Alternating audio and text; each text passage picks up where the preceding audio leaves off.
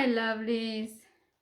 It's story time. I'm going to read you a beautiful storybook, The Not So Brave Knight.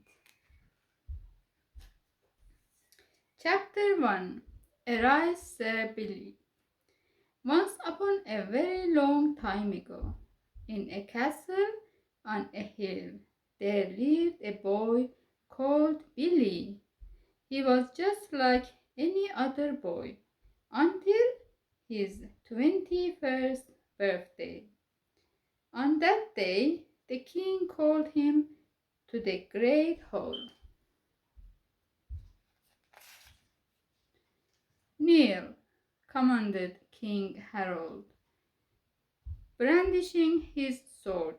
Trembling with fear, Billy did as he was told. But the king didn't chop off his head or challenge him to a sword fight. He just tapped Billy on each shoulder with the sword.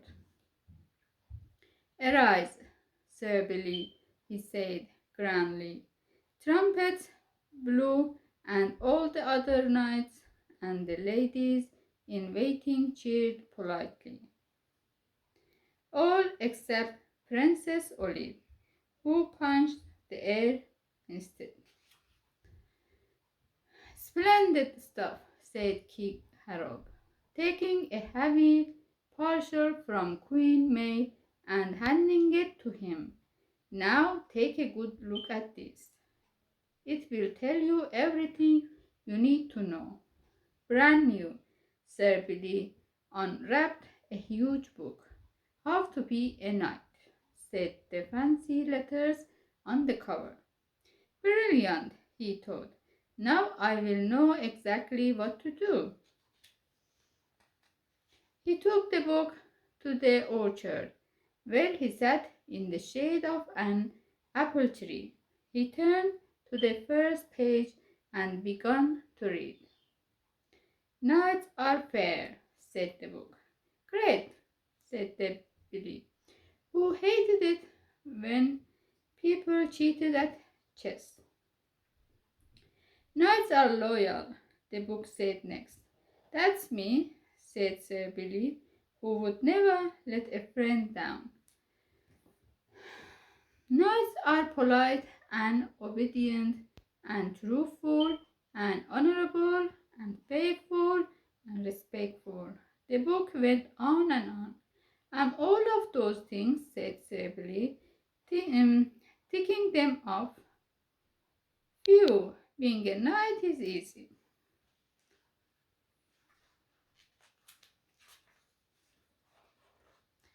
Then he turned the next page and got. But most of all, said the book, knights are brave. The one thing that they never ever do is turn down a challenge. Oh dear, said Sir Billy, this could be a problem. Because the thing is, Sir Billy wasn't brave at all. Not even a little bit. He hated sword fights. Even as a young boy, every time the children had played at jousting, knocking each other off make-believe horses with a big stick, he would run the other way. Still, there hadn't been a war or royal tournament for years. No one would ever find out that he was a not-so-brave knight. Hey, guess what? Said Princess Olive, sliding to a halt beside the apple tree. There is to be a tournament next week, with proper jousting and everything. All knights are to take part. Oh, bother, said Sibylle. I forgot about the tournament. I mean, hooray! Chapter 2. The Royal Tournament. The day of the Royal Tournament dawned bright and fair. Sibylle awake. He sat up in bed and checked to see if he had magically managed to become brave overnight. No, His stomach felt as if there were 100 frogs trapped inside. He took a deep breath. Perhaps the tournament wouldn't be as scary as he feared. It wasn't. It was scarier. The tournament ground was a huge rectangular field. Chattering crowds gathered on each side. Fluttering flags flew. In the middle were fearsome knights from other kingdoms. Every single one of them looked as if brave was their middle name. Sir Billy clanked across the field in his new suit of armor. It had been the last one in the armor shop, and it was 2 sizes too big for him. Meanwhile, Ginger, his horse, was 2 sizes too small. When Sir Billy sat in the saddle, his feet touched the ground, but he was secretly quite pleased about this. At least he didn't have far to drop when he fell off. Yahoo! Said Princess Olive, waving merrily from the grandstand. Ha ha ha! Stuttered Sir Billy, stepping out of the way as a knight sped past, riding bareback. How do you warm up? Asked the knight, who was doing press-ups. By sitting near the fire, said Sir Billy. Hilarious, the knight guffawed, switching to star jumps. Phew, another knight galloped past. He was standing on his horse's back, riding it like a surfboard. Then another knight countered by carrying 2 lances, one in each hand. By now, Sir Billy was shaking so much that his armor rattled like a bag of nails. A trumpeter played a tune to announce the arrival of King Harold and Queen May. We shall now decide who will just against whom. The king roared, plucking off his crown and presenting it to the queen. She plunged her hand inside and pulled out a paper slip. Sir Mark of Wakefield versus Queen May announced before sticking her hand back inside the crown again. Everyone gasped. Sir Mark was feared by all. It was rumored that the ferocious knight knocked 60 jousters off their horses every single day, including 12 before breakfast. Sir Billy swallowed nervously. Queen Mary pulled a face. Oh dear, she said, that doesn't seem fair, but it's the luck of the draw, so I'm delighted to say that Sir Mark's opponent will be Sir Billy.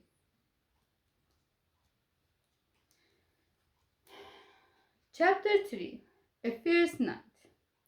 Sir Billy sat on Ginger, wobbling like a jelly. At the far end of the tournament ground, he could see his opponent waiting. Sir Mark's great horse pawed the ground. Sir Mark was waving at the cheering crowd. Ready, steady, go, cried King Harold. Sir Billy lowered his lance and shook the reins. Ginger began to trot. Can you go a little faster? Whispered Billy. Ginger neighed, blew a raspberry, and carried on at the same speed. Meanwhile, Sir Mark was galloping toward them. Sir Mark was traveling faster and faster, and getting bigger and bigger. The ground actually shook. Sir Billy felt very nervous indeed. Every single person in the kingdom was here. Soon they would all know how much of a coward he was. What would the crowd do when Sir Mark knocked him off his horse? Would everyone laugh? And that's when Sir Billy had a brilliant idea. What if he made everyone laugh? So Sir Billy trotted onwards. He stared right at Sir Mark, his gaze steady, and at the very last moment he flung his lance aside. He lunged sideways in the saddle and whee rolled under his horse. Then he carried on riding across the tournament ground upside down. Sir Mark thundered past, his lance pointing dead ahead, but he jousted into thin air. The fierce knight stopped and scratched his head. "Where did he go?" he said, shielding his eyes from the sun. The crowd roared with laughter. They pointed at Ginger and her upside-down rider, nudged their neighbors, and clashed their sides.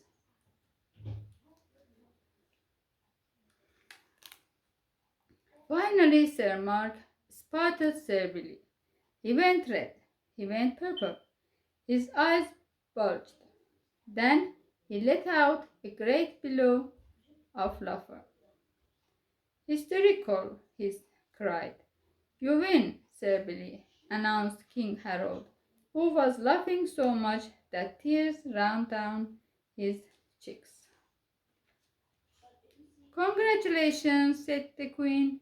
"Next you will be jousting against—" "I hope it's not Sir Jonathan of St. Albans," whispered Sir Billy to himself. Sir Jonathan was as strong as an oak.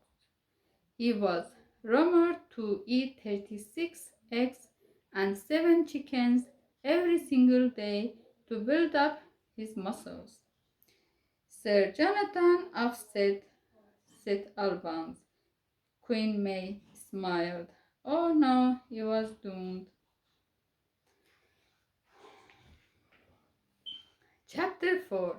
Scary with a capital S. "Ready, steady, go!" cried King Harold. For the second time, Sir Billy shook the reins and broke into a trot. He squeezed with his knees to make Ginger go faster. Ginger ignored him.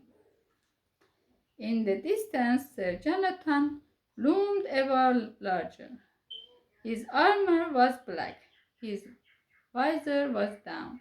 He was scary with a capital S.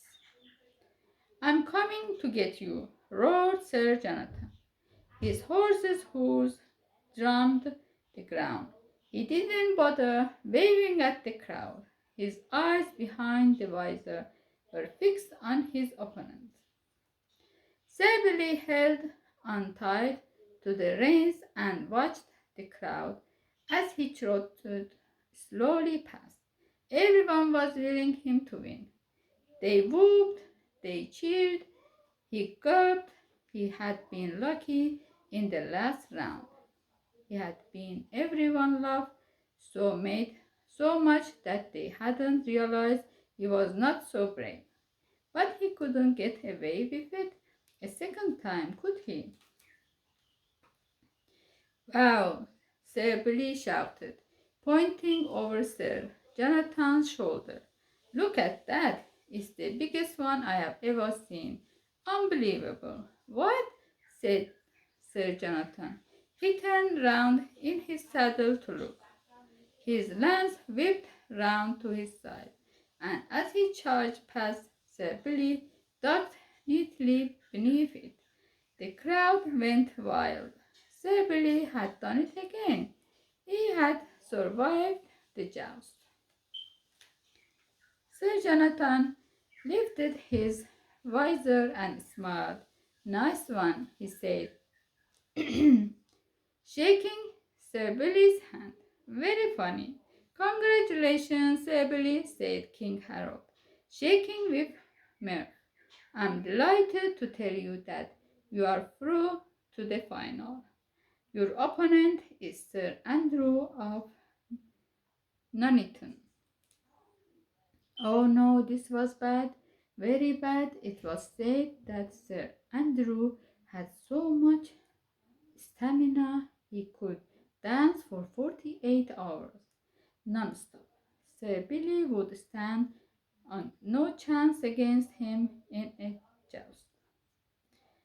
Ahem, added the king, pulling a serious face. No tricks this time. Okay, the winner actually has to joust the loser of their horse. And just to make it extra exciting, the winner will win Princess Olive's hand in marriage. Said Princess Olive, but who says I want to get married? Billy gulped. Now he was really in trouble. He had to win the next joust to save Princess Olive, and he had to do it properly. But how could he, when he didn't have a smidge of bravery in him? This time he really was doomed.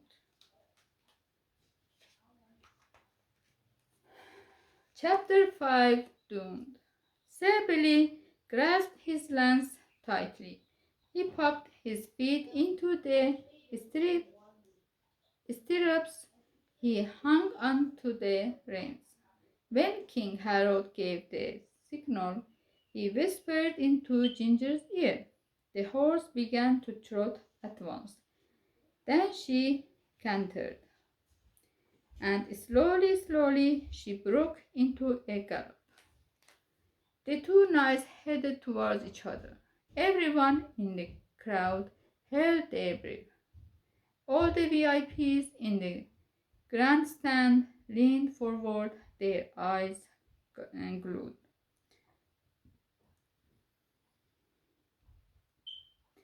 Sir Billy was calm. He watched as Sir Andrew drew closer. The sound of hoofs was deafening. The knights lowered their lances.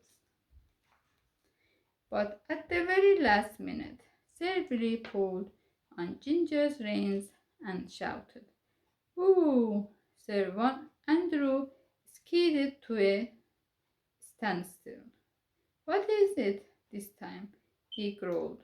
"I don't know about you," said Sir Billy, "but I always think these tournaments are so serious. They could do with cheering up a bit, don't you think? I mean, before one of us is knocked off our horse, obviously." Okay, said Sir Andrew, shrugging. "Great," said Sir Billy. "I will start. Why were the Dark Ages called the Dark Ages?"